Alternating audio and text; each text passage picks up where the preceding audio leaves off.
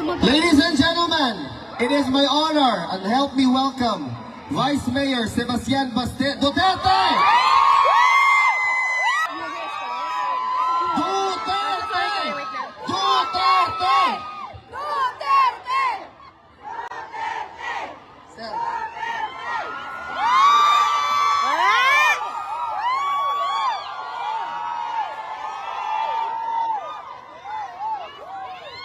Magandang araw sa inyo lahat.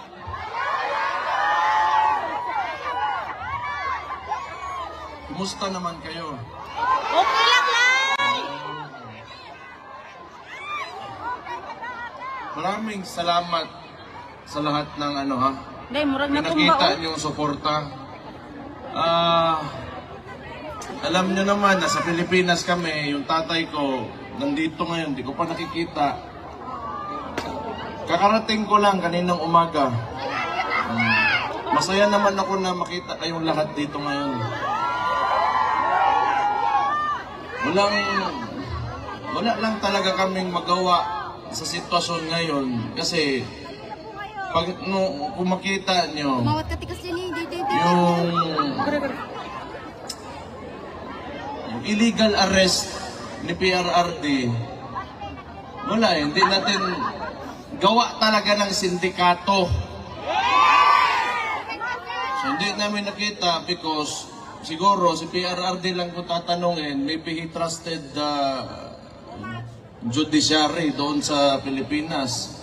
Kung talagang sinunod lang yung saktong proseso, handa naman talaga siyang humarap before the courts, before the Philippine courts. But yung ginawa nila, nakita naman nating lahat na wala talagang due process. So pagdating niya ng Manila galing Hong Kong, may eroplano na dyan.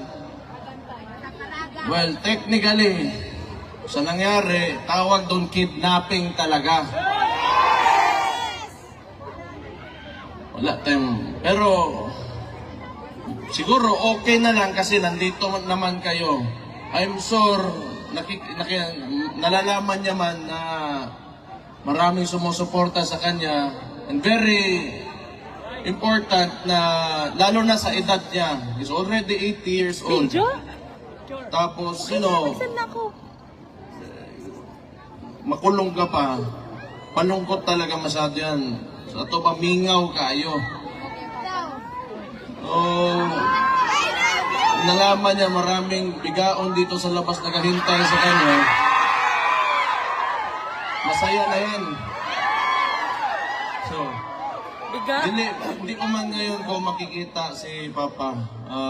Maybe tomorrow or the following day, sabihan ko na lang na ako lang yung huli nakapunta dito kasi ako yung naiwan doon sa Davao, mayor kasi ako. So, but I'm happy to see you right now and personally magpasalamat sa inyo. And tayo naman lahat dito OFW, lalong-lalo na yung birthday din ni PRRD, ni Papa, no? Buong mundo nag-demonstrate talaga natin yung support natin, hindi man lang talaga particularly sa tatay ko, pero sa anong klaseng gusto natin na Pilipinas na magkaroon tayo. At talagang sigurado ako, hindi yung paraan ng administrasyon ngayon. So makita natin, ngayon din, sa inong eleksyon na nangyari, kung tingnan nyo sa Davao, wala kaming vote buying doon. Yes! For the longest time, talaga dito sa Davao, si Roddy Duterte, hindi niya sinanay ang mga taga Davao pagdating sa vote buying. Kasi ang vote buying kasi, gawa lang yan ng kapitalista.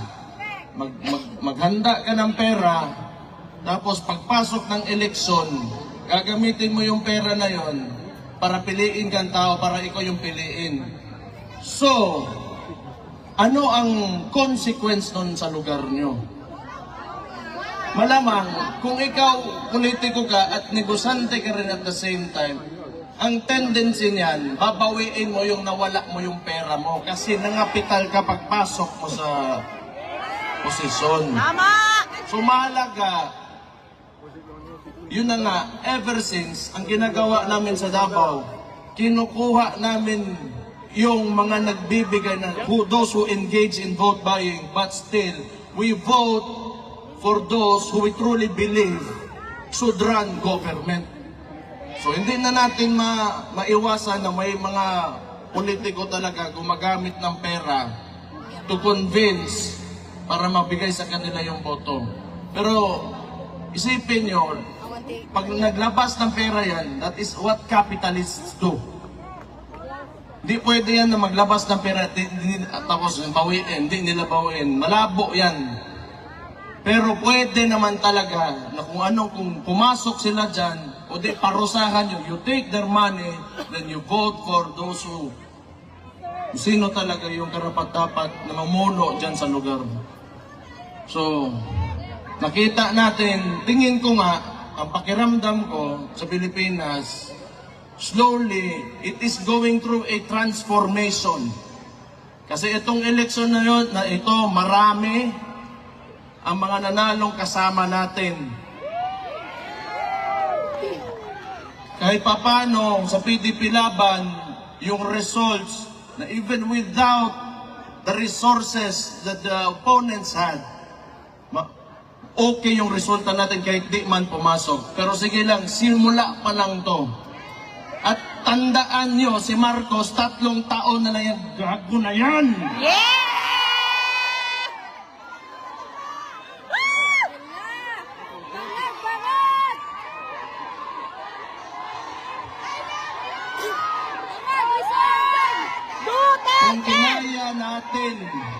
Kung kinaya natin 3 taon, ako sa Davao na bilang alkalde doon, pinahirapan nila ako, wala. Bakit ako malakas? Bakit ang Davao City andyan pa rin ngayon? Bakit si VP, yung kapatid ko, hindi tumitigil? Kasi alam namin na kayong mga Pilipino, kayong mga OFW dito, nasa likod namin lagi. Duterte! Duterte! Duterte! Duterte! Duterte! Duterte! Kasi, naiintindihan ko kayo, lalo na kayong mga OFW. That is why, yung suporta talaga kang PRRD, at maraming salamat din sa kapatid ko, nasa kanila talaga. Kasi may point of comparison kayo because you are living outside of the Philippines and lalo na dito sa Netherlands, dito mga Scandinavian welfare states, pati yan Germany. Alam nyo, yung pera ng tao na uuwi sa mga tao. Pag yung pera natin, yung buwis natin binabayad dyan sa Pilipinas, ewan ko na po na ako nakabalik pa ba yan dyan sa potang.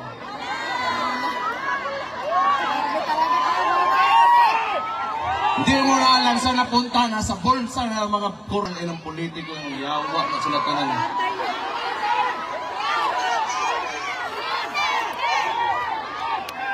But, you know,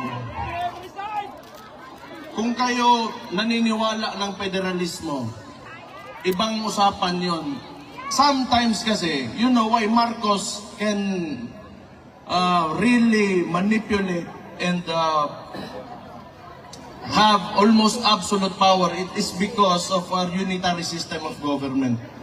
Yung presidential system of government natin, it allows the president to have almost total control of all government.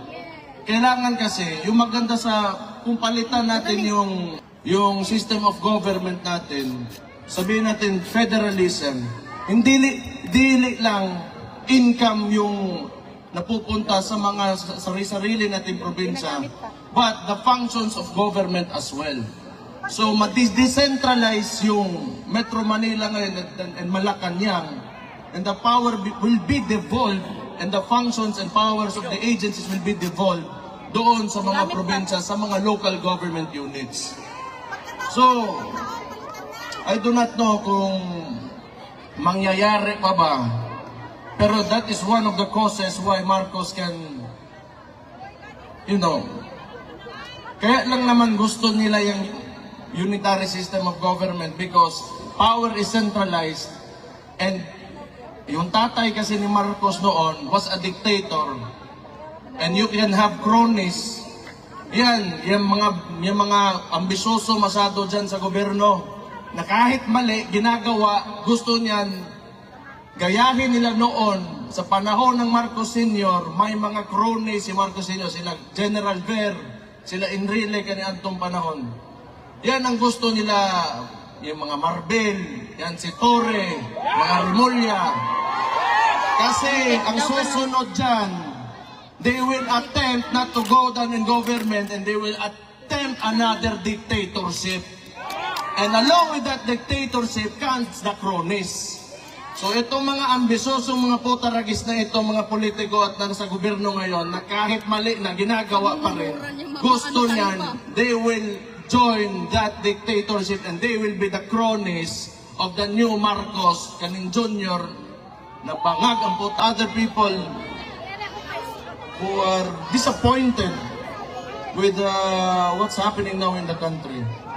But ito rin yung maganda rin.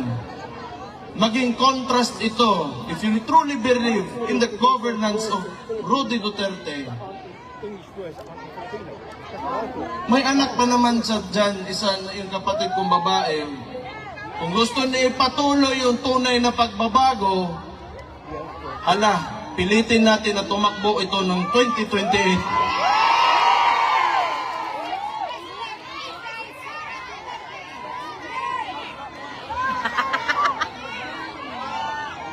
Ano tingin nyo? 2028, Sara Duterte for President. Magaling. Sabihin ko kayo at nagsabi ha, nagpatasuntukin ako yan.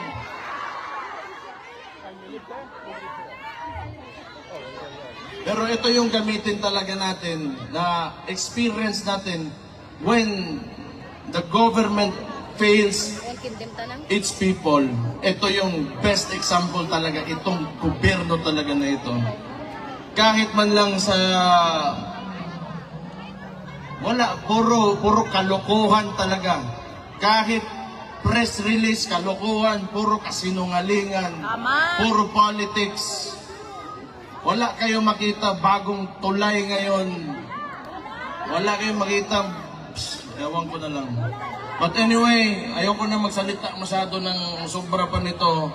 I'm just happy to be here, to see all of you, and sa mga lahat ng nakikinig na mga OFW na sa ibang bansa ngayon. Alam ko malakas talaga ang suporta ni Papa galing sa mga OFW natin. Salamat, kaayos niyong tanan. Sayaw muna, sayaw! Sayaw! Sayaw to sa sir! Sayaw! Sayaw! Dili kabayran ang kuan. Suporta nga nyo ginapakita. So, on my part, bilang anak ni Rudy Duterte, I will look for a way and I will fight for you back in the Philippines when I go back there. May 3 taon pa, hindi nila ako natakot for the first 3 years. And I'm sure hindi nila ako matatakot for the next 3 years. Malabo yan. Malabo yan. Kay mga pisot sila, buisit ang mga tawanan na.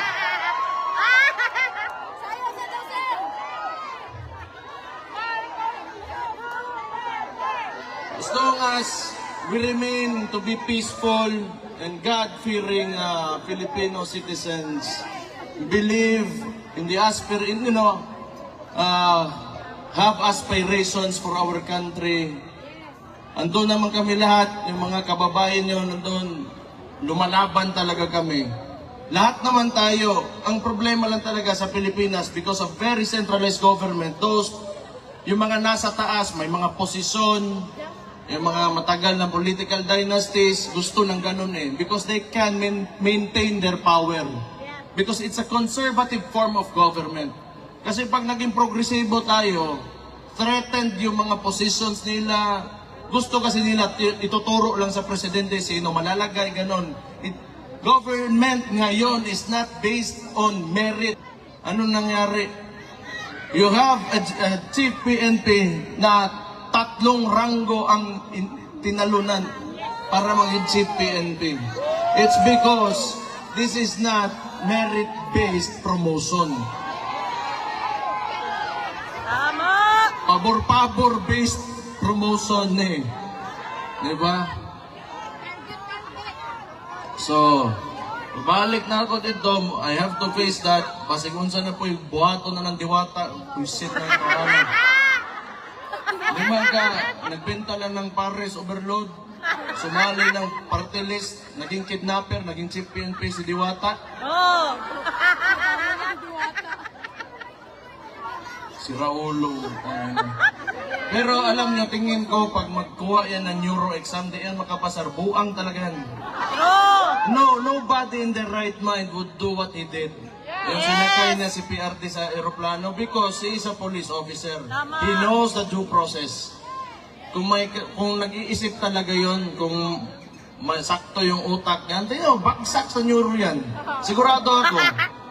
Along the way, may bakukang na nisod sa utok ana ba? Nakakaon siguro panos nga sa pansit. Oo na. Pero nobody in the right mind would do that. That's totally illegal, and you know, the consequences of these actions are heavy, sa totoo lang. But we have a government nga who doesn't seem to know what the Constitution is. So, anyway, human naman ang storya. Gusto ko kuhan, ipaniunto na karon sa inyong tanan, mga gwapa o gwapo diha. Oh, naniwala naman kayo. Mabuhay kayong lahat. Buhay! Mabuhay ang OFWs. Buhay! Mabuhay ang Pilipinas. Mabuhay! Hey, yeah, yeah, yeah, yeah, yeah, yeah. Mabuang mo eh. Pero salamat kayo ha. It really means a lot sa family. And I'm sure, lalo-lalo na kay PRRD to know na you are always supporting him. So thank you.